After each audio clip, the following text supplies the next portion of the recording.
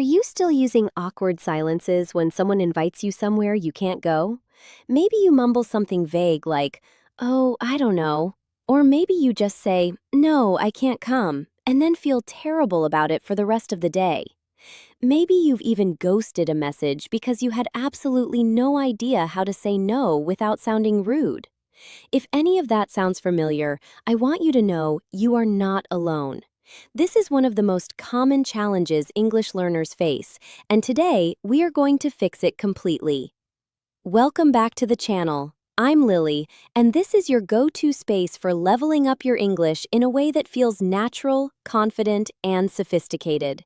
And today's topic is one that I am genuinely excited about because it touches something really human: the art of saying no without damaging your relationships, your reputation, or your peace of mind. Here's the thing. In English, especially in professional and high-level social circles, how you decline an invitation says just as much about you as how you accept one.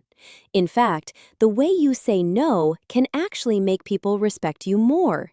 Isn't that a surprising idea? Saying no, done well, can increase your social credibility. But saying no badly, with a blunt refusal, a harsh tone, or no explanation at all, can quietly chip away at the connections you've worked so hard to build. So today, we're going to go on a journey together. We're going to start by understanding why blunt refusals cause real social damage. Then we're going to build your vocabulary, layer by layer, with sophisticated, natural English phrases you can use immediately, in professional settings, in personal relationships, and even when someone just won't take no for an answer. By the end of this video, you're going to have a complete toolkit of elegant, high-level expressions that will help you navigate any social situation with grace, confidence, and fluency.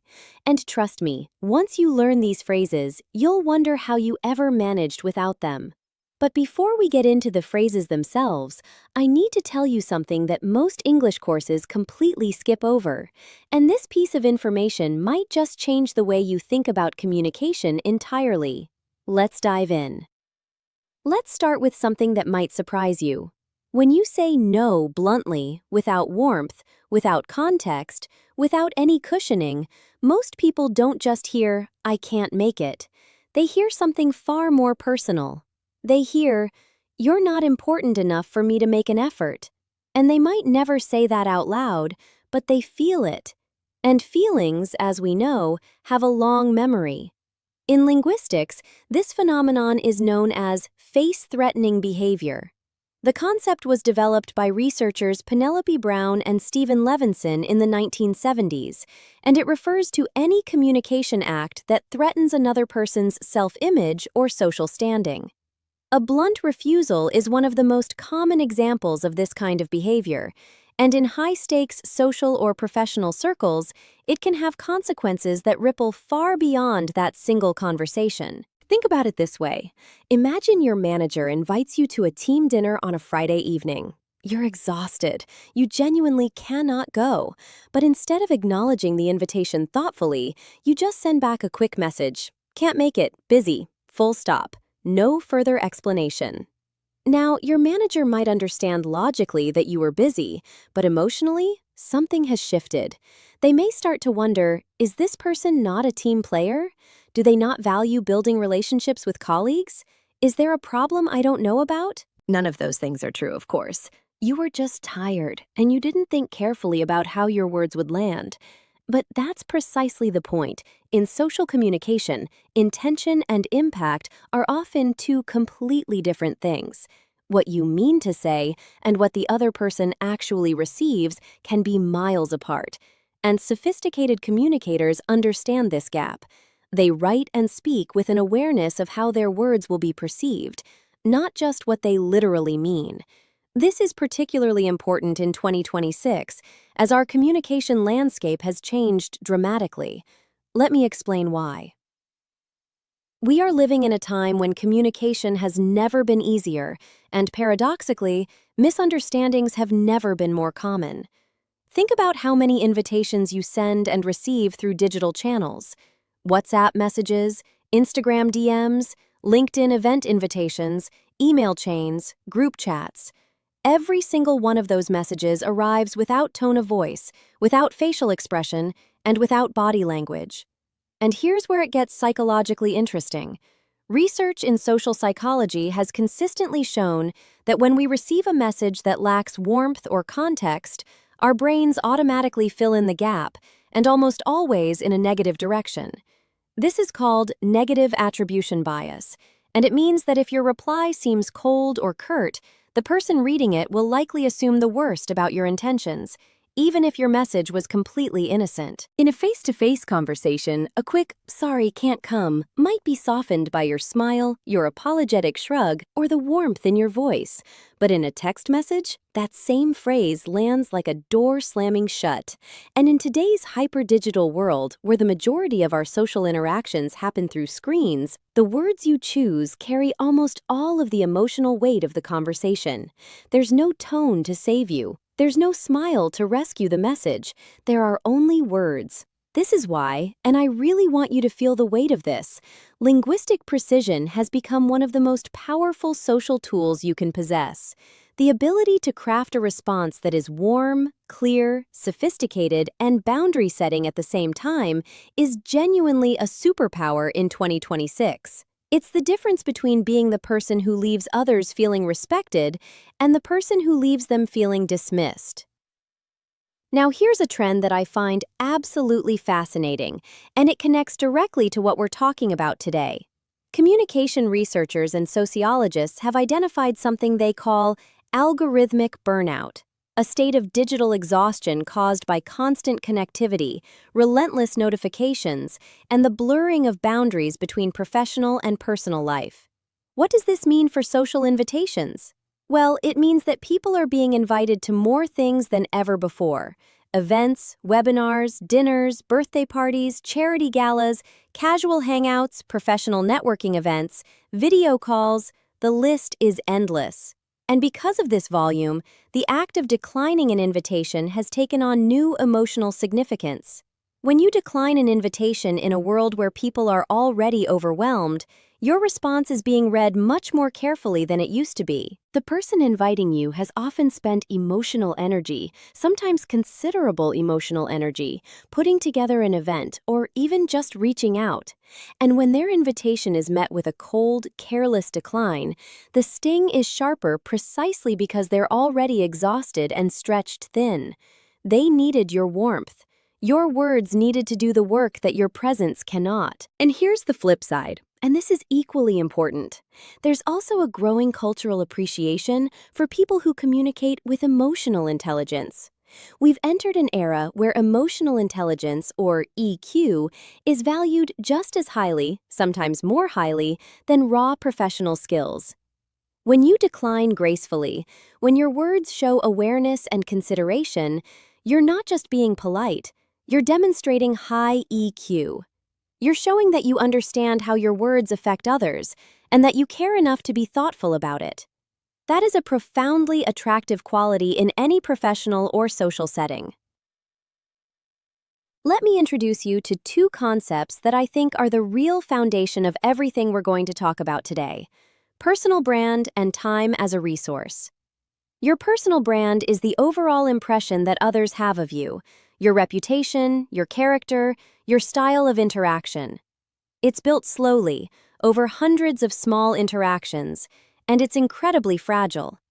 A single, poorly worded response in the wrong context can create doubt where there was none before.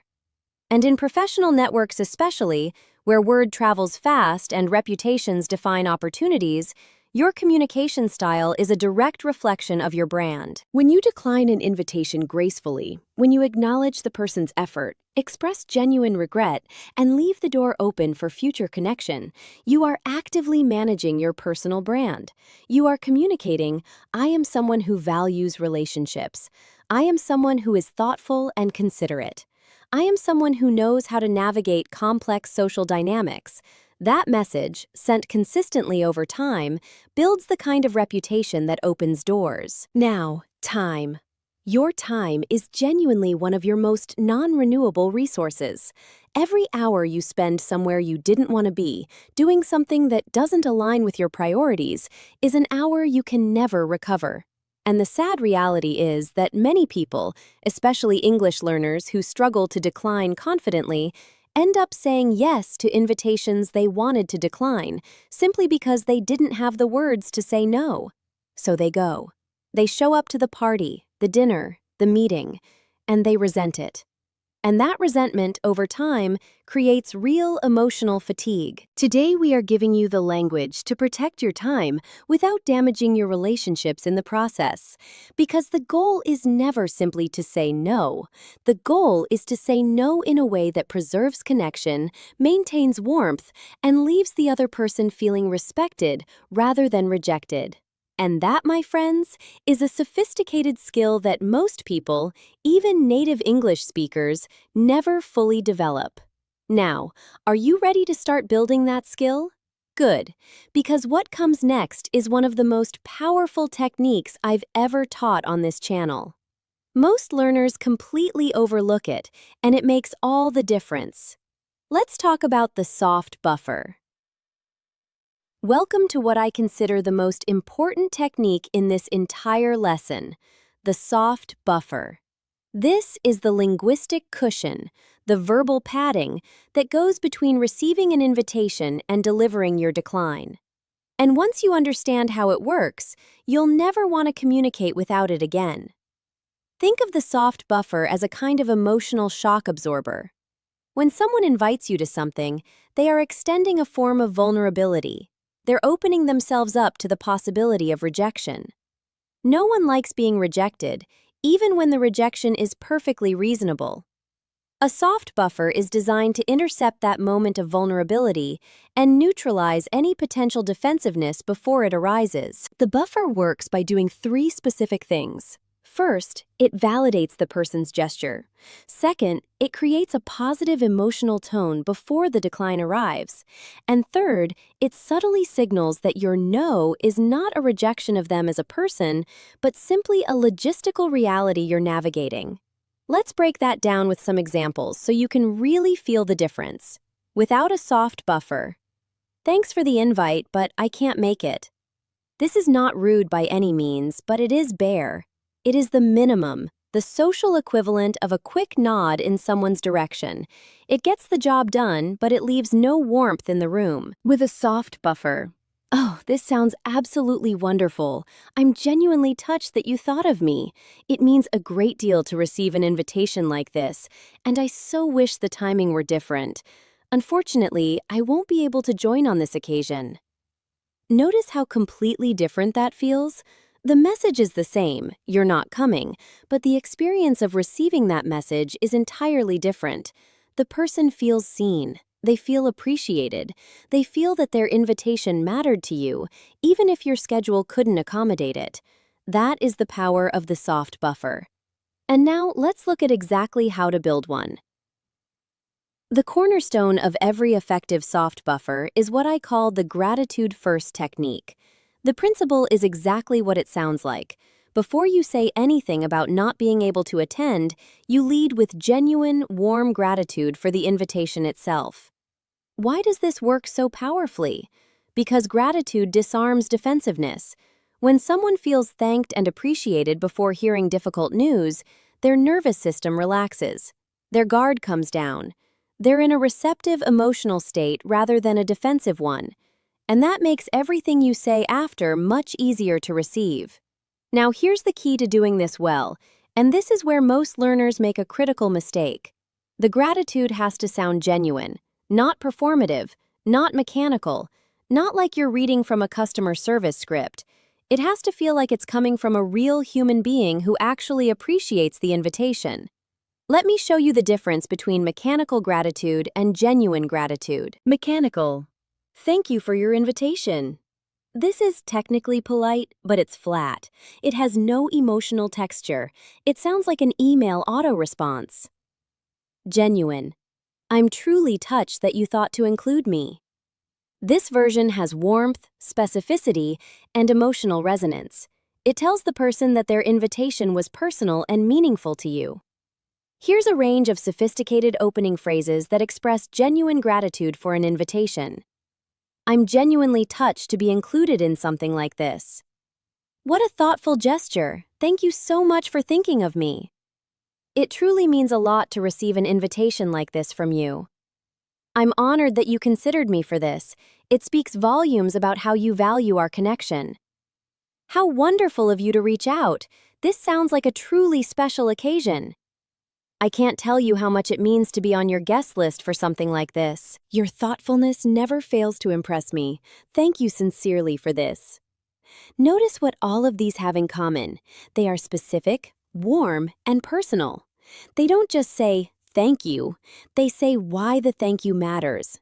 And they use beautiful, high-level English vocabulary. Touched, honored, valued, sincere, thoughtful. These are the kinds of words that elevate your communication from ordinary to genuinely impressive. Now, let's talk about the second part of the soft buffer, the part that comes right before the actual decline. After your expression of gratitude, you need what I call a regret bridge, a short phrase that signals to the listener that a decline is coming, but that your decline comes from a place of genuine regret, not disinterest or dismissiveness. The regret bridge prevents the contrast between your warm opening and your decline from feeling like whiplash. Think of it as the emotional preparation that makes the no land softly. Without a regret bridge, even the warmest opening can feel like a bait and switch. Oh, I'm so honored and touched. Long pause. But I can't come. That contrast is jarring. With a regret bridge, the transition feels smooth, natural, and compassionate. Here are some sophisticated regret bridge phrases you can use. With genuine regret, I must share that, much as I would love to be there, it's with some disappointment that I have to tell you. I've thought about this carefully, and it saddens me to have to decline. As much as I wish the circumstances were different. Reluctantly, and after careful consideration. This is not a decision I've come to lightly, but each of these phrases does something remarkable. They make the decline feel thoughtful rather than reactive. They show the listener that you considered their invitation seriously, that you didn't dismiss it carelessly, and that your decision to decline is a genuine logistical reality rather than a reflection of how much you value them. Now, let's put the full soft buffer together. Gratitude first plus regret bridge flowing into the decline. Full example 1. I'm genuinely touched that you thought of me for this. It sounds like an extraordinary evening. Much as I would love to be there in person, I'm afraid I have some prior commitments that I simply cannot rearrange on this occasion. I do hope you'll think of me again for future gatherings, though, because I would truly love to join under better circumstances. Full example 2. What a thoughtful gesture. Thank you so much for reaching out personally. It's with some genuine disappointment that I have to let you know I won't be able to attend. My schedule over that period is quite committed, and I wouldn't want to make a promise I couldn't keep. I really do appreciate you thinking of me, and I hope we can find another opportunity to connect soon. Can you feel the difference? These responses are sophisticated, warm, considerate, and completely clear. The person receiving them knows exactly what the answer is. You cannot attend, but they feel respected, valued, and not at all dismissed. That is the full soft buffer in action. And here's something really exciting. We're just getting started, because now that you have the foundation of your buffer, we need to fill the middle of your decline with vocabulary that is truly professional grade. Let's move into the world of sophisticated language for professional settings. This is where things get really interesting. If you want to be taken seriously in professional environments, whether that's a corporate office, a creative agency, a startup, or an academic institution, the language you use when managing your commitments matters enormously. There's a significant difference between the way an entry-level employee declines a request and the way a senior professional does it, and the difference is almost entirely linguistic. Let me give you a comparison that will make this very clear. Entry-level phrasing. Sorry, I can't come to the conference. I'm too busy that week.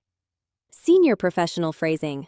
I appreciate you thinking of me for the conference. Unfortunately, my schedule that week is quite prohibitive, as I have several existing commitments that require my undivided attention. I'm exploring possibilities for the following quarter, however, and I'd love to stay connected about upcoming opportunities. Now, I want you to look at those two responses side by side.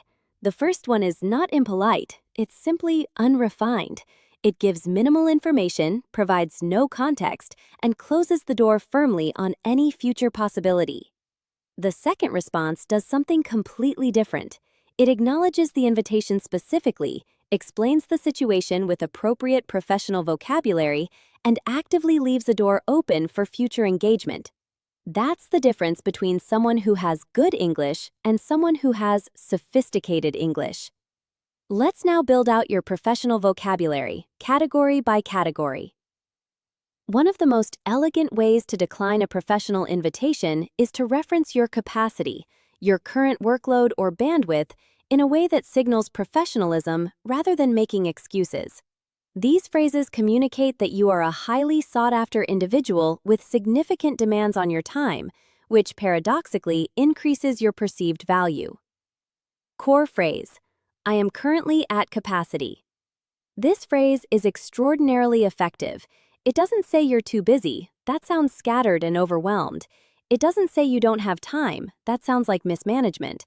It says you are at capacity, which implies you are a carefully managed resource operating at full, appropriate efficiency. It's a phrase used in engineering, project management, and corporate strategy, and when it enters social communication, it carries all of that professional gravitas with it. Variations and expansions. My current schedule is operating at full capacity, which prevents me from taking on additional engagements at this time. I'm at capacity professionally for the foreseeable future, but I'm hopeful that things will open up by season/month. With my current workload as demanding as it is, I'm simply unable to commit to additional events with the attention they deserve. My bandwidth over the next several weeks is rather limited, and I'd rather decline thoughtfully than commit and under-deliver. That last phrase is particularly powerful because it reframes your decline as an act of professionalism and respect. You're not saying you don't want to come, you're saying you respect the event too much to attend in a distracted or half-hearted way. That is a deeply sophisticated reframing. Another incredibly powerful professional phrase is built around the concept of prioritization.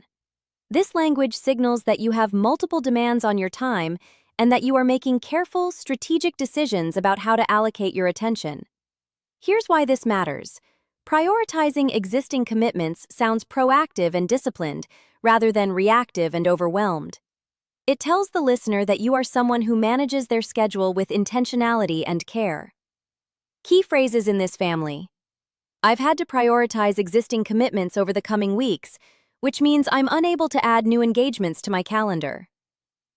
Given the priority level of my current obligations, I'm not in a position to commit to additional events right now.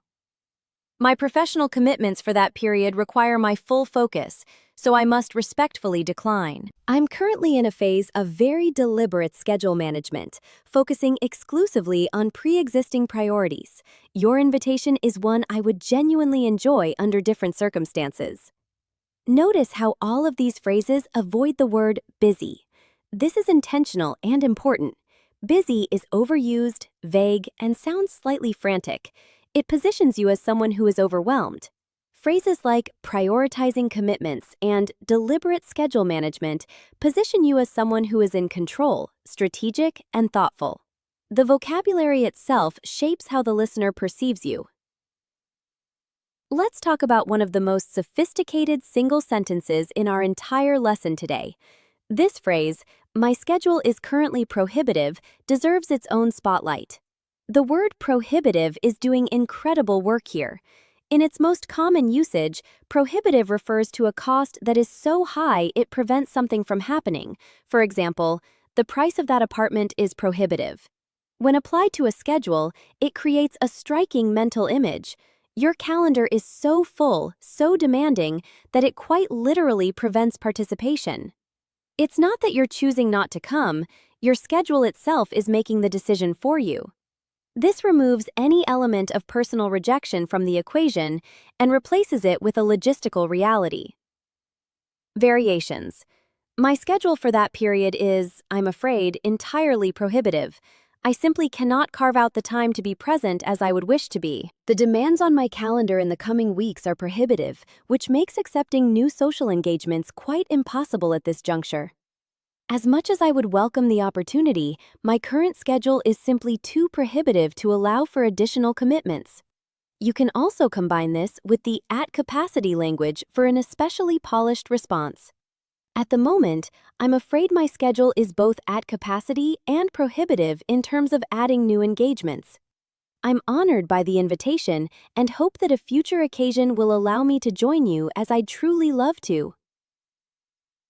One of the most powerful techniques in professional communication is what I call the pivot to future strategy.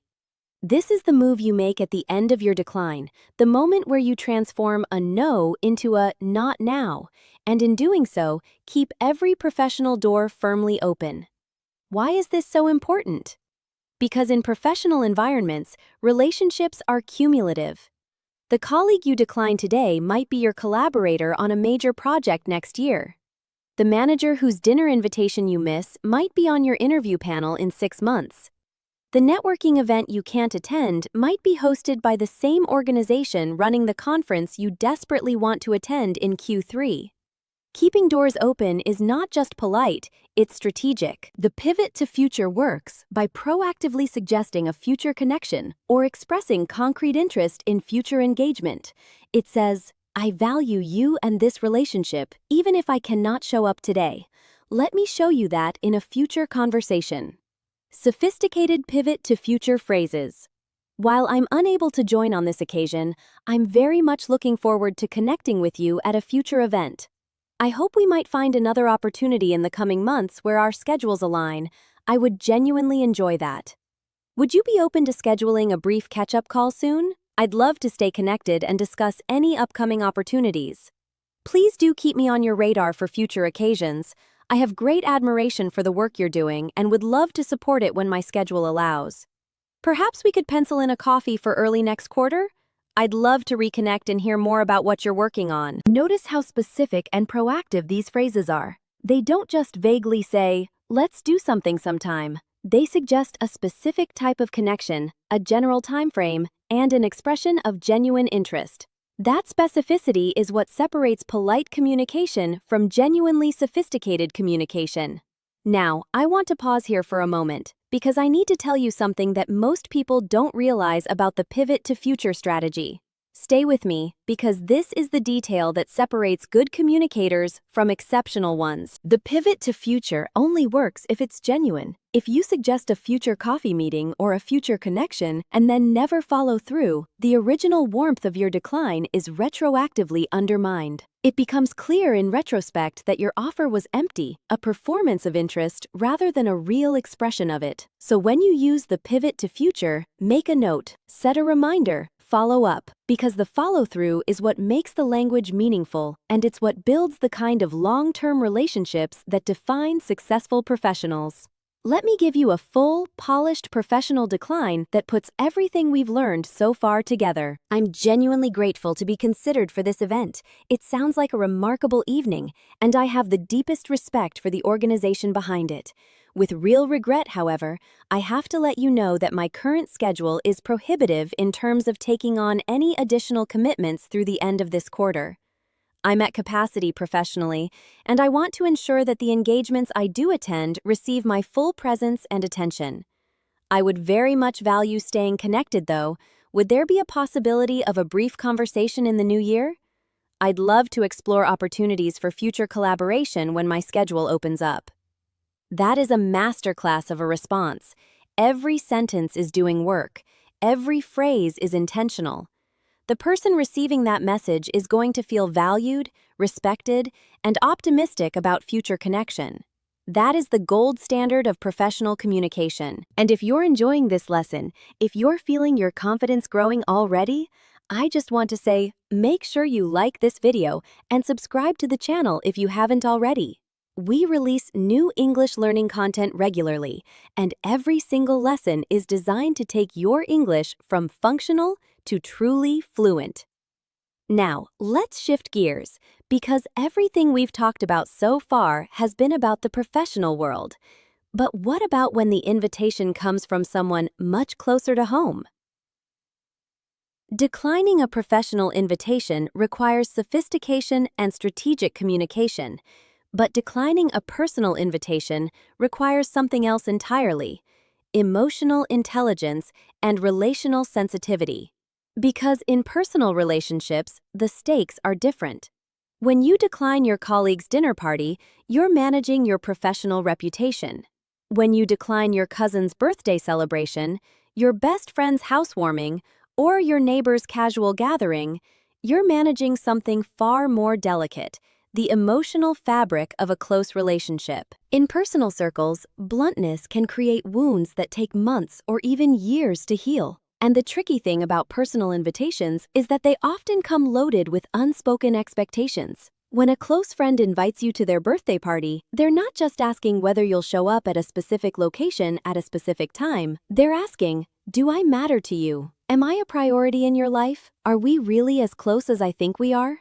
Your response to their invitation, the warmth of your words, the care you take in your explanation, answers all of those questions simultaneously. This doesn't mean you can never say no to people you love. Of course you can, and you should, when necessary. Protecting your energy, your mental health, and your capacity to show up fully in relationships is not selfish. It's actually the foundation of sustainable, healthy connections. But how you say no in these contexts needs to be calibrated with particular care. Let's start with one of the most useful phrases for declining personal invitations without causing relational friction. This is one of the most elegant personal decline phrases in the English language, and it works across a surprisingly wide range of situations. Let's break it down. The phrase, "I've had to scale back my external engagements," does several beautiful things at once. First, the phrase "scale back" implies that this is a deliberate, thoughtful process, not a chaotic or emotional reaction to a specific invitation. You've made a considered decision about your social life in general, and this invitation is simply one that falls outside your current capacity. This is important because it removes any suggestion that you're declining specifically because of something about this particular invitation or this particular person. Second, external engagements is a wonderfully inclusive phrase that covers everything from large parties to small dinners to community events. Any social obligation that takes you away from your personal space and your established routine. Using this phrase signals that your decision is about managing your overall bandwidth, not about anything specific to the invitation at hand. Variations and extensions. I've made the conscious decision to scale back my external engagements over the next few months. I've been giving my energy so generously to others that I've neglected to preserve some for myself. As much as I treasure moments like this with you, I've been in a season of deliberately limiting my social commitments to protect my mental and emotional well-being. I've been practicing a kind of intentional social minimalism lately, focusing my available energy on a very small number of close, meaningful connections. You know how much I value time with you, which is exactly why I want to be honest that I'm in a period of social withdrawal right now, purely as an act of self-care. I hope you understand. That last example is particularly powerful because it reframes the decline as an expression of respect for the relationship. You're not saying, "I don't want to come." You're saying, "I value our time together enough to tell you the truth," rather than show up when I can't be fully present. Family invitations are a category all their own, and for many English learners, and honestly for many native speakers too, they represent the most emotionally charged communication challenge of all. Family relationships often come with deep histories, unspoken obligations, and complex emotional expectations. And in many cultures, declining a family event is seen not just as a social choice, but as a statement about your values, your priorities, and your loyalty. So how do you navigate this with grace and authenticity? The key is to be honest without being cold, and to communicate your limitations without communicating rejection. Here are some phrases specifically calibrated for family contexts. For declining a large family gathering, I've been reflecting on what I can genuinely give of myself right now, and I've come to realize that I need to be honest with you. Attending a large gathering feels beyond my current capacity. What I'd love, though, is to spend some time with you specifically, in a quieter setting. Would you be open to that? For declining a birthday or holiday event, knowing how meaningful this occasion is to you means the world to me, and I want to honor it properly. The truth is that I'm in a very depleted period right now, and I worry that attending when I'm running on empty wouldn't do justice to this celebration or to the time we spend together. Could we mark the occasion together in our own way, just the two of us, when I'm feeling more like myself? For declining a milestone event from a distance, I've sat with this decision for quite some time because I don't take it lightly at all. While I won't be able to be there in person, I want you to know that I'll be thinking of you throughout the day, and I've been planning a small way to make you feel celebrated from where I am. I hope you can feel my love from here. Notice that each of these responses is doing several things simultaneously. It is honest about the decliner's limitations, it validates the significance of the occasion and the relationship, and it offers an alternative form of connection or celebration. That combination, honesty plus validation plus alternative, is the formula for a family decline that strengthens rather than damages the relationship. Now, I want to teach you one of my absolute favorite techniques for personal social declines, the quality alternative method. This is a strategy that completely reframes what a no means in the context of a personal relationship. Here's the core idea. When you decline a large event, a big party, a group dinner, a crowded family gathering, and you offer instead to spend time with that person in a smaller, more intimate setting, you are actually giving them more of yourself, not less. You're saying, I can't show up in a crowd for you, but I can show up completely and wholeheartedly for you one-on-one. And for many people, that offer is more meaningful than the initial invitation could ever be. The quality alternative method is not a consolation prize, it's a genuine gift. Let's look at how to deliver it with sophistication. While a large gathering feels beyond what I can manage right now, I would absolutely love to take you to dinner, just the two of us, sometime this month. I'd be able to give you my complete attention, which feels far more meaningful to me than being one face in a crowd. I won't be able to make the party, but I've been thinking, could we plan something more personal instead? I've actually been wanting to find a good reason to carve out some quality time with you. Large events are a challenge for me at the moment, but the thought of missing your birthday without doing something meaningful together doesn't sit right with me either. What would you think about a small, quiet celebration? Just us, maybe a bottle of something good, and a proper conversation. I have to be honest and say that the size of the event feels a little overwhelming for where I am right now. But what if we made our own occasion out of it? I'd love to treat you to something special, one-on-one, where we can actually connect without the noise. These phrases are beautiful precisely because they turn the no into an expression of deeper care and more intentional connection. They communicate that the relationship matters enough to you that you want to give it your undivided attention, and that feels like a compliment, not a rejection. Now let's move on to what might be the most challenging scenario of all, when someone just won't take no for an answer.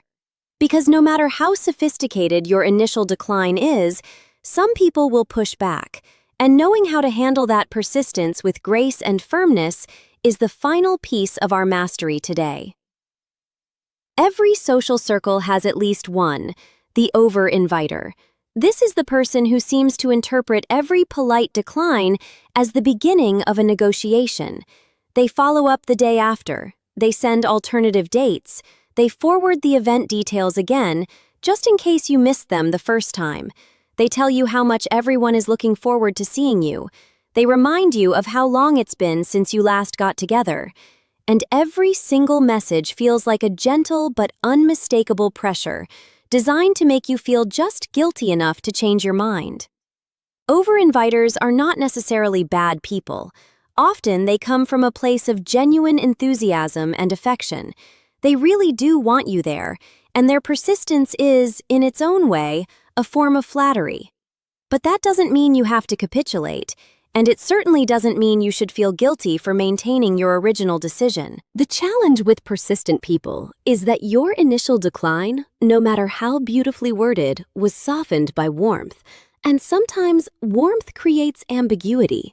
The over-inviter reads your gracious, "I'm afraid I'm unable to join on this occasion," and thinks, "There's flexibility there. Maybe if I present the right alternative, they'll come around." So your task in the follow-up response is to be equally warm, but significantly more definitive. Let's talk about exactly how to do that. In communication psychology, there is a well-known technique called the broken record method.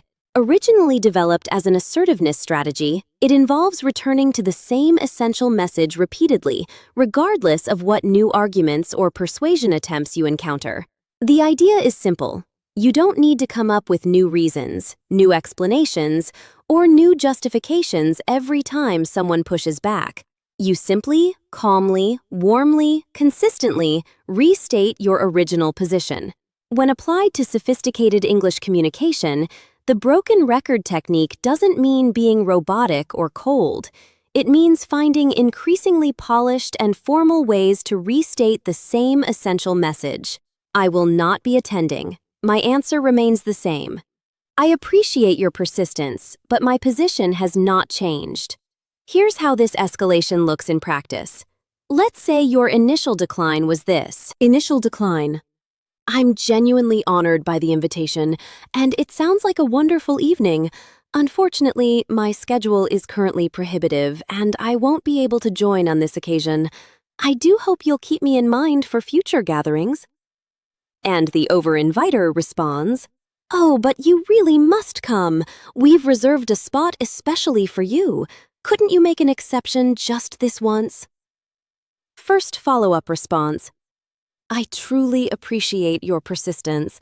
It means a great deal that you'd reserve a spot for me. However, I want to be honest with you and confirm that I won't be able to attend. I wouldn't want to keep you in suspense about the guest list when I know my answer is firm. Please don't hold that spot for me." If they push again, "Oh, come on. We won't take no for an answer." Second follow-up response. "I understand, and I genuinely wish I could give you a different answer, but I have to be straightforward with you. I've given this a great deal of thought, and my position remains unchanged. I'm not in a place to commit to this particular event, and I think it's more respectful to be clear with you now than to leave things uncertain. I hope that makes sense." If they try one more time, "But we haven't seen you in so long. Just come for a little while." Third follow-up response. "I hear you, and I genuinely miss the group as well, but attending on this occasion simply isn't going to be possible for me, and I feel it's important to honor that boundary rather than overcommit myself. I'd love to reconnect in a different format. Please do keep me in mind for a smaller gathering in the future. My answer for this event, however, is final." Let's pull out the key linguistic moves happening in each of these escalating responses. In the first follow-up, you acknowledge their persistence with warmth. "I truly appreciate your persistence." You reconfirm your position clearly. "I won't be able to attend." And you remove ambiguity. "Please don't hold that spot for me." No new reasons are offered, just a clear, warm confirmation. In the second follow-up, you validate their desire for a different answer. "I genuinely wish I could give you a different answer," while being explicitly definitive. "My position remains unchanged." You frame your clarity as an act of respect rather than rudeness. More respectful to be clear with you now. In the third follow-up, you escalate the formality and finality. "Honor that boundary," "overcommit myself," and "my answer for this event is final." These are clear, definitive phrases that leave no room for further negotiation, while remaining entirely warm and respectful in tone. Let's add some more sophisticated phrases for these high-pressure follow-up moments. When you need to restate your decline with more authority. "I appreciate your enthusiasm more than I can say, but I want to be entirely clear. I won't be joining on this occasion, and I think it's important for both of us that I communicate that definitively. While I'm genuinely touched by your persistence, my answer hasn't changed, and I don't anticipate it will. I'd hate to give you any false hope at this stage. I've reflected on this further, and my position remains firm. I think it speaks to the care I have for our relationship that I'm being direct with you rather than letting things remain unclear. When you need to redirect persistent pressure, I understand you'd love for me to be there, and I genuinely appreciate that. But rather than continuing to revisit this question, I'd love to focus on planning something that I can actually commit to. Shall we look at dates that work for both of us in the coming weeks? I think the kindest thing I can do at this point is give you a definitive answer so you can plan accordingly. That answer is, with regret, that I won't be attending. I know this isn't the response you were hoping for, and I truly wish I could give you a different one. But I'm not going to change my mind, and I think continuing to hope that I might isn't serving either of us. When you need to set a clear boundary in a warm way, I've noticed we've had this conversation a few times now, and I want to address that gently. I've been clear about my position, and I need that to be respected. I have tremendous affection for you, but I'm asking you to accept my answer on this one. It means the world to me that you want me there, but continuing to invite me after I've said no puts me in a difficult position, and I don't think that's your intention. Let's talk about something we can enjoy together another time. These phrases are firm without being harsh, clear without being unkind, and boundaried without being cold. They embody exactly what we've been building toward throughout this entire lesson, the sophisticated art of saying no with grace, warmth, and absolute confidence. One thing I want to address directly, because I know so many English learners and so many people in general struggle with this: the guilt that comes after saying no, especially when someone has pushed back. Here is something I want you to write down, or at the very minimum, commit to memory. Declining an invitation you cannot or should not accept is not an act of unkindness. It is an act of honesty. It is an act of respect for both yourself and the person you're communicating with. When you say yes to something your heart and schedule say no to, you are not being kind. You are being inauthentic. And that inauthenticity has consequences. It shows up as resentment, distraction, exhaustion, and ultimately, as a diminished version of yourself in the relationship. The guilt you feel after saying no, especially after saying no firmly and repeatedly, is often a conditioned response. Many of us were taught, implicitly or explicitly, that our value to others lies in our availability to them. That if we say no, we are failing in our role as a good friend, a loyal colleague, a devoted family member. But that belief, however understandable its origins, is simply not true. Your time, your energy, and your presence are gifts. They are most meaningful when given freely and fully, not when extracted through guilt or obligation. And the most respectful thing you can do for the people in your life is be honest about what you can genuinely offer, and then offer it wholeheartedly, without reservation or resentment. So the next time you deliver one of these beautiful, sophisticated declines, and you feel the familiar twinge of guilt starting to rise, I want you to remember this moment. Remember that you are not being unkind. You are being honest. You are being thoughtful. You are doing what sophisticated communicators do, taking care of yourself and your relationships with equal care and equal grace. Here is something truly fascinating that happens when you upgrade your vocabulary. You don't just sound more confident, you actually become more confident. This is not just a motivational statement. There is genuine neurological and psychological evidence supporting this idea.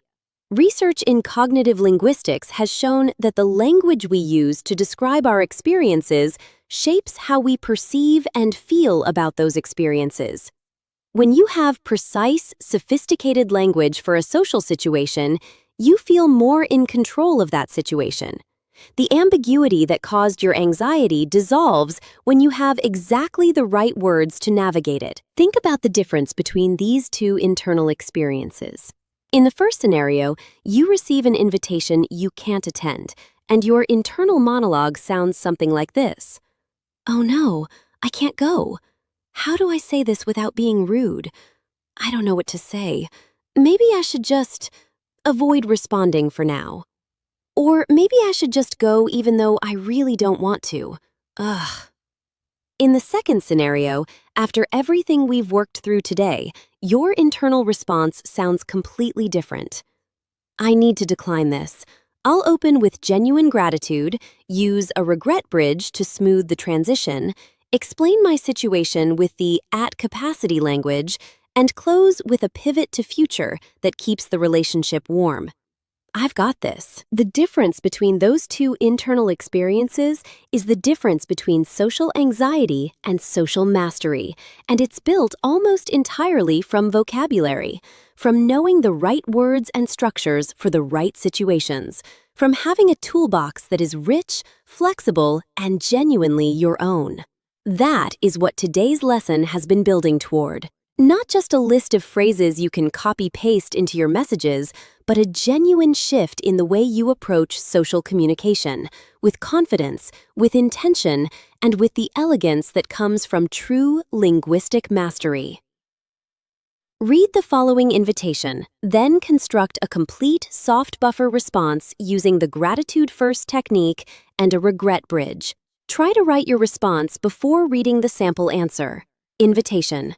Hey, we're having a big garden party on Saturday the 14th. About 40 people, lots of good food and music. Would love for you to be there. Your task, write a full decline using everything we've learned in the soft buffer section. Remember, gratitude first, to regret bridge, to clear decline.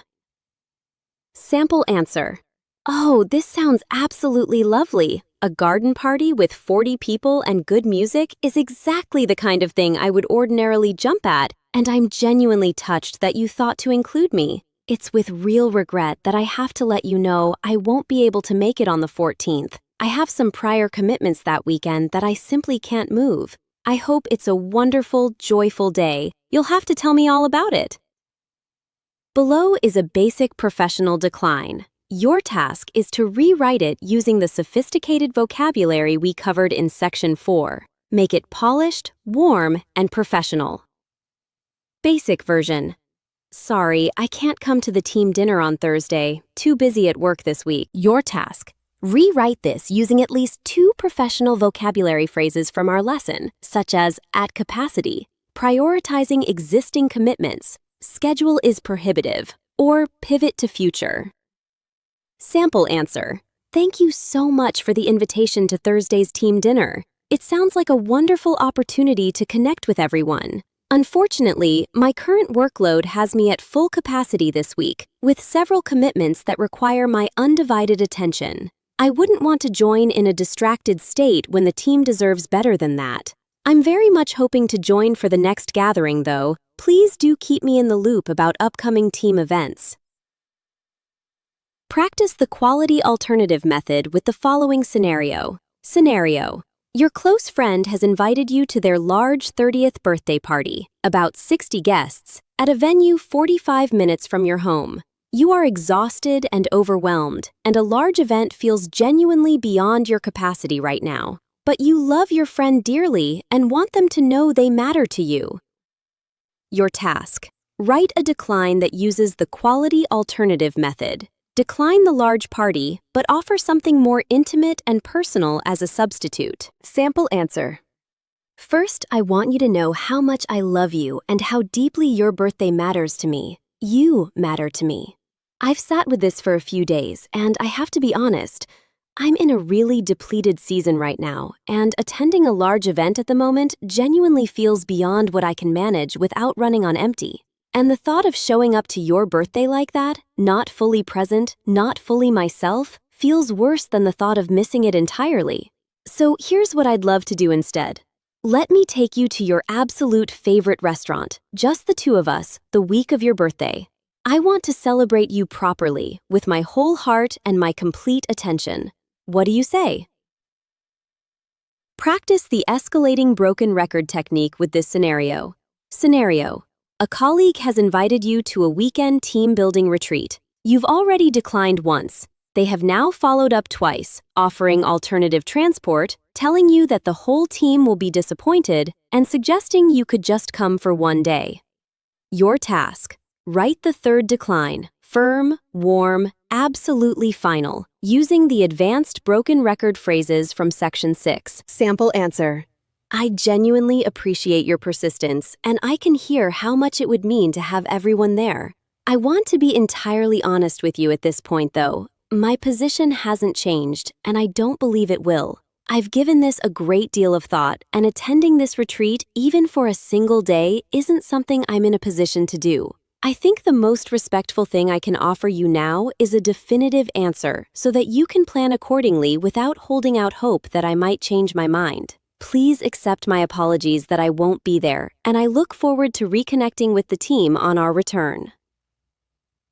Before we move into our final section, I just want to take a quick moment. We've covered so much ground together in this lesson: the psychology of social rejection, the soft buffer, professional vocabulary, personal relationship strategies, the quality alternative method, and the broken record technique. That is a significant amount of learning, and you should genuinely feel proud of the work you've done in staying with this lesson all the way through. If you've been finding this valuable, if you've been pausing to take notes or practicing the phrases along with me, then I have a small favor to ask. Please take a moment right now to like this video and subscribe to the channel if you haven't already done so. It makes a huge difference to the growth of this community, and it helps us continue creating lessons of this depth and quality for English learners all over the world. Your support genuinely matters. And here's something exciting: if you're really serious about building your English skills through listening and speaking practice, I want to point you towards something special.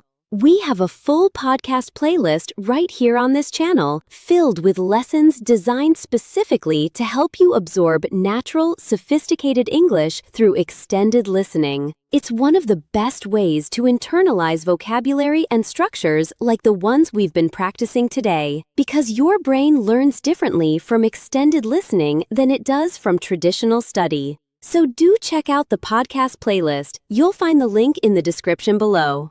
All right, let's complete our lesson with the section that ties everything together. Because understanding these techniques intellectually is one thing, being able to use them confidently in real time, in real situations, that is mastery. And that's what we're going to cement right now.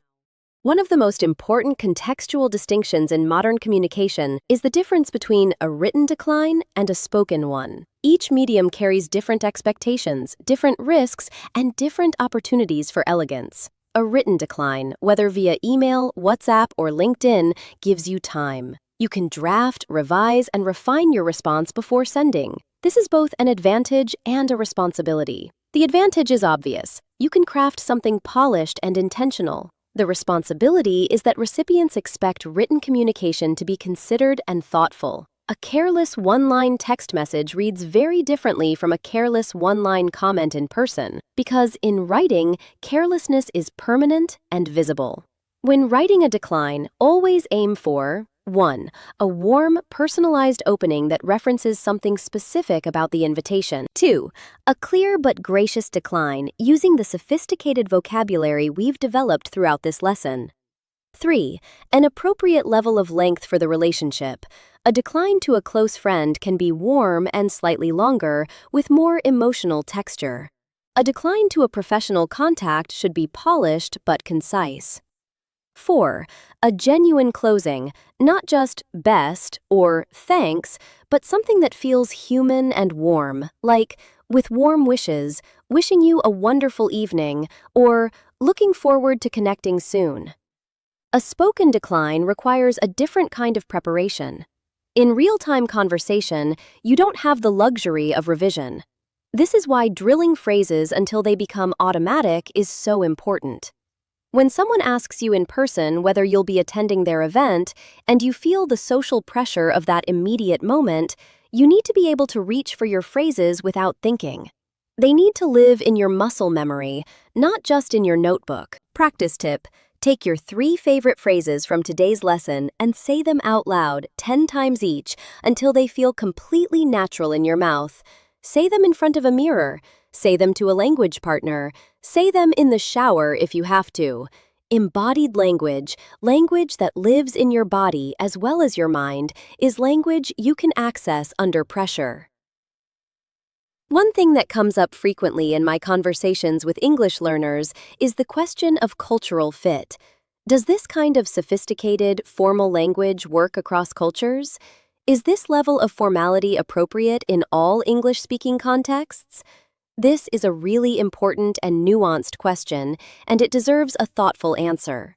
The short version is, sophistication is universally appreciated, but the specific level of formality should be calibrated to your context and relationship.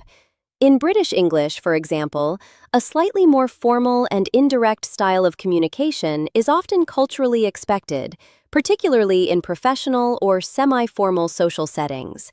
Phrases like, "I'm afraid I won't be able to join on this occasion," or "I must respectfully decline," fit perfectly within British communicative norms. In American English, the same level of warmth is expected, but often with a slightly more direct and less formal delivery. Phrases like, "I'm so sorry, but I won't be able to make it," combined with a genuine explanation and a warm alternative offer, will land very well in most American contexts. In Australian English, warmth and relatability are paramount. Australians tend to be suspicious of over-formality, which can read as pretentious. The techniques from our personal relationships section, particularly the quality alternative, translate beautifully into Australian social communication. But you might soften some of the more formal vocabulary. In international English, the version of English spoken in multicultural professional environments, international organizations, and global business. The sophisticated vocabulary we've covered today is almost universally applicable and appreciated. International English speakers tend to value precision, warmth, and emotional intelligence in communication, and the phrases in this lesson deliver all 3. The underlying principle remains constant across all of these contexts. Acknowledge the invitation, decline with warmth and clarity, and leave the relationship in a positive state. The specific vocabulary you choose may shift slightly depending on your cultural context, but the structure, gratitude first, regret bridge, clear decline, pivot to future, works everywhere. Here is a distinction that is crucial and often overlooked. Not every decline is an invitation for future re-engagement. Sometimes you are declining an invitation from someone you genuinely want to stay connected with. But sometimes, and this is important to acknowledge honestly, you are declining an invitation from someone you need to create distance from, for your own well-being. These 2 situations require fundamentally different approaches. Let's distinguish them clearly. When you want to leave the door open, use all the pivot to future language we've covered. "I look forward to the next opportunity. Please do keep me in mind. I'd love to connect in a different format soon." These signals invite future contact and communicate that your decline is circumstantial rather than permanent. When you need to gently close the door, the approach is different. Your language should be warm but final, complete and closed, without any hooks for future invitation. Here are some phrases for graceful, warm closure. "Thank you so much for thinking of me. I'm in a season of very significant change personally, and I'm not in the position to take on new social commitments at the moment. I wish you all the very best with the event. I appreciate the invitation, and I want to be straightforward with you. I've made the decision to step back from most of my social engagements for the foreseeable future. I hope you have a wonderful time. I'm grateful for the thought, truly. I'm working through a period of focused personal development, which means my social calendar is extremely limited and deliberately so. I wish you a lovely occasion." These responses are warm, honest, and complete. They contain no pivot to future, no suggestion of future meetings, no open loops. They honor the relationship enough to provide a gracious decline, but they leave no ambiguity about the trajectory of future contact. Knowing the difference between these two types of decline and having precise language for each is the mark of a truly sophisticated social communicator. A special category that deserves specific attention is the hierarchical invitation, an invitation from someone who has power or authority over you in a professional context. This might be a manager, a director, a client, a mentor, or a senior colleague. These invitations carry a particular weight because the social dynamics involved are complex. The core principle here is your decline should be even warmer and more explicitly appreciative than usual, and your explanation should emphasize genuine logistical constraints rather than personal preference. You want to make it absolutely clear that your decline is about your circumstances, not about your attitude toward the relationship or toward the person's authority. Phrases for declining a senior professional's invitation. I am genuinely honored to be considered for this. Your invitation means a great deal to me. I'm afraid, however, that I have an immovable prior commitment on that date that I simply cannot rearrange. I want to assure you that this doesn't reflect my enthusiasm for the team or for opportunities like this. Quite the contrary, I'm very much hoping to participate in future events of this kind. Thank you so much for including me in this. I've looked carefully at my schedule, and it pains me to have to let you know that I'm genuinely unable to attend due to a pre-existing professional obligation. I respect your time and wanted to let you know as promptly as possible so you can plan accordingly. I look forward to another opportunity to connect. What an honor it is to receive this invitation from you personally. It's with genuine regret that I find myself unable to attend. My current commitments on that date are truly immovable. I want to be transparent with you about that rather than leave you uncertain. I am, of course, very happy to connect in whatever other context works for you. Notice the additional elements in these responses. I want to assure you. I respect your time. I want to be transparent with you. These phrases address the implicit concern in any hierarchical decline that your absence might be read as disrespect or lack of commitment. You are preemptively reassuring the person in authority that your decline is professional, not attitudinal. Gratitude and opening phrases. These phrases begin your decline with warmth and appreciation. I'm genuinely touched to be included. Use when you want to express authentic, deep appreciation. What a thoughtful gesture. A warm acknowledgement of the effort behind the invitation. I'm honored to receive this invitation, especially appropriate in formal or hierarchical contexts. It means a great deal to be thought of. Personal, warm, and genuine. Your thoughtfulness never fails to impress me. A sophisticated compliment that flatters the inviter. What a delightful prospect this would be. Expresses genuine enthusiasm for what you're declining. I'm sincerely grateful for the consideration. Formal and professional. How wonderful of you to extend this invitation. Warm and slightly formal. Regret bridge phrases. Use these to smooth the transition between your warm opening and your decline. Much as I would love to join you, with genuine regret, I must share that it's with some disappointment that I have to let you know. As much as I wish the circumstances were different, reluctantly, and after careful consideration, it saddens me to have to decline on this occasion. This is not a decision I've come to lightly. I've reflected on this carefully and... Professional decline vocabulary. Use these in workplace and formal social contexts. At capacity. Signals high demand on your time without sounding scattered. Prioritizing existing commitments. Proactive, disciplined, strategic. My schedule is currently prohibitive, elegant, and decisive. Pre-existing professional obligations. Formal and specific. Bandwidth is rather limited. Contemporary and professional. Committed engagements. Suggests a structured, managed calendar. Unavailable on this occasion. Formal and complete. Prior commitments that require my undivided attention.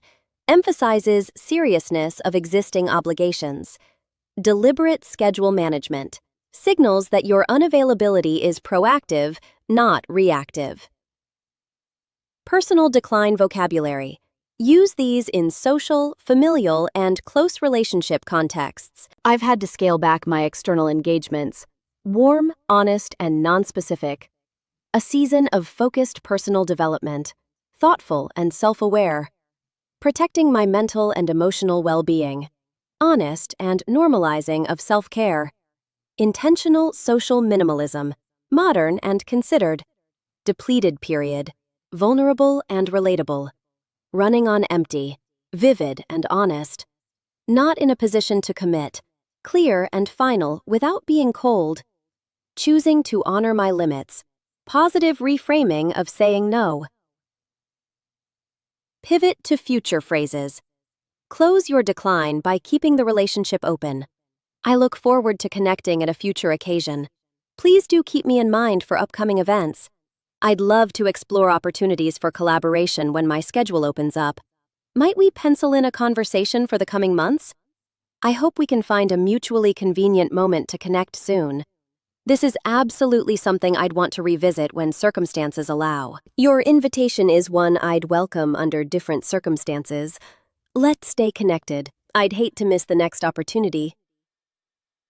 Broken record and boundary phrases. Use these when persistence requires a firm but warm restatement. My position remains unchanged. I want to be entirely clear about this. I think it's most respectful to give you a definitive answer. I'd hate to give you any false hope at this stage. My answer for this event is final. I'm not going to change my mind, and I want to be honest with you about that. I've given this a great deal of thought, and I feel certain. I need that to be respected. I have great affection for you, and I trust you can honor this boundary. We have covered an extraordinary amount of ground together in this lesson. Let's take a moment to acknowledge and celebrate that. You began by understanding the invisible social cost of blunt refusals, how a careless no can chip away at professional reputations, personal relationships, and the delicate emotional fabric of human connection.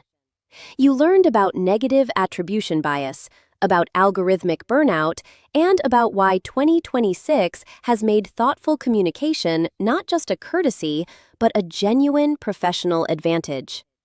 You then built the foundation of your sophisticated decline toolkit with the soft buffer, that beautiful combination of gratitude first, regret bridge, and clear decline that transforms a rejection into an expression of respect. You learned to open with warmth, transition with grace, and communicate your position with clarity. In the professional section, you acquired a rich new vocabulary.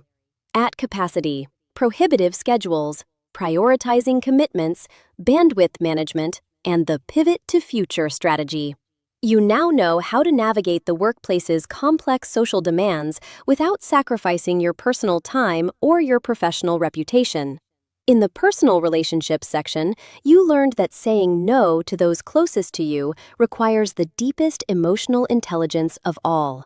You learned the language of scaling back, of intentional social minimalism, and of the quality alternative, that beautiful reframing that turns a decline into a deeper expression of care.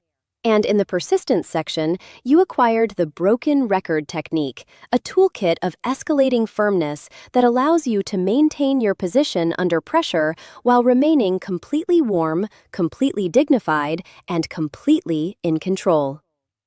But here is what I want you to really take with you from today, something that goes beyond the individual phrases and structures. This lesson has not just been about how to decline invitations, it has been about something much more fundamental, the relationship between language and power. When you have precise, beautiful, sophisticated language for a difficult situation, you are not just communicating more elegantly.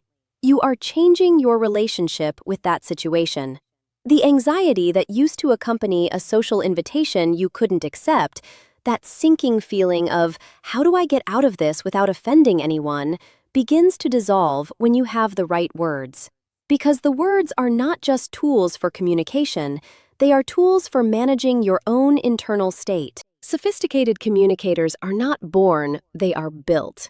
Through practice, through vocabulary development, through the deliberate cultivation of linguistic awareness. And every phrase you internalize from today's lesson is another brick in the foundation of your communicative confidence. Every time you use one of these structures in a real conversation, it becomes more natural, more automatic, more genuinely yours. You started this lesson as someone who might still use awkward silences or vague excuses when an invitation felt difficult to navigate. You are leaving it as someone who has a full, rich, sophisticated toolkit for every kind of social decline: professional, personal, hierarchical, persistent. That is a real and significant transformation. Own it. Learning is beautiful, but practice is what makes learning permanent. So before you close this video, I want you to make yourself one small commitment. Choose 3 phrases from today's lesson, just 3, that resonated with you most. Maybe it's, "My schedule is currently prohibitive," or "I've had to scale back my external engagements," or "I'm genuinely touched to be included." Whatever speaks to you most naturally and authentically. Write those 3 phrases down. Say them out loud 3 times each, and this week, look for one opportunity to use at least one of them in a real conversation or message. Even if it's a low-stakes situation, even if it's a casual invitation from a friend, use the language. Let it enter your real life. Let it become real. That single act of deliberate practice will do more for your fluency than hours of passive study. Because fluency is not about knowing what to say, it's about being able to say it, in the moment, without effort, without anxiety, without hesitation. And that kind of fluency is built one intentional practice moment at a time. I want to close today's lesson with something from the heart, because I genuinely care about every person who spends their time learning with me here on this channel. Learning a language as an adult is one of the most courageous, demanding, and rewarding things a human being can do. You are not just learning words, you are learning a new way of thinking, a new way of expressing yourself, a new relationship with the world around you. And every step forward, every phrase learned, every conversation attempted, every piece of sophisticated vocabulary internalized is an act of genuine intellectual and emotional bravery. The fact that you chose to spend this time improving your English, working on something as nuanced and complex as the art of declining invitations with grace, tells me everything I need to know about you. You are someone who takes communication seriously. You are someone who understands that words have power and that using them well is a form of respect, respect for others and respect for yourself. Keep going. Keep practicing. Keep choosing to show up for your own growth, lesson after lesson, phrase after phrase, conversation after conversation. The version of yourself who speaks English with complete confidence, warmth, and sophistication is not a distant dream. It is who you are becoming, right now, one lesson at a time, and I am genuinely honored to be part of that journey with you. Before I let you go, I want to say one more time how grateful I am that you spent this time with me today. Creating lessons of this depth and quality takes real time and real love, and knowing that you are out there watching, practicing, and growing makes every moment of that work absolutely worthwhile. If this lesson has been valuable to you, if you're walking away with new vocabulary, new confidence, and a new approach to social communication, please take a moment to like this video and share it with a friend or colleague who might benefit from it. Every like, every share, and every new subscriber helps this channel reach more English learners around the world who need exactly this kind of resource. Your support is how we grow, and I am genuinely grateful for it. And if you'd like even more English listening and speaking practice, I have a wonderful resource waiting for you right here on this channel. Our podcast playlist is filled with long-form listening lessons designed to help you absorb natural, sophisticated English in a relaxed, immersive format, exactly the kind of listening practice that builds real fluency over time. Check the description below for the direct link and make sure to explore what's in there. You'll find lessons covering everything from professional communication to everyday conversation to advanced vocabulary building. It's one of the most powerful tools on this channel for developing your English naturally. Subscribe if you haven't already, hit the bell notification so you never miss a new lesson, and I'll see you in the very next one. Until then, keep speaking with confidence, keep communicating with grace, and remember, every single word you learn is bringing you closer to the English fluency you deserve. Take care, and I'll see you soon.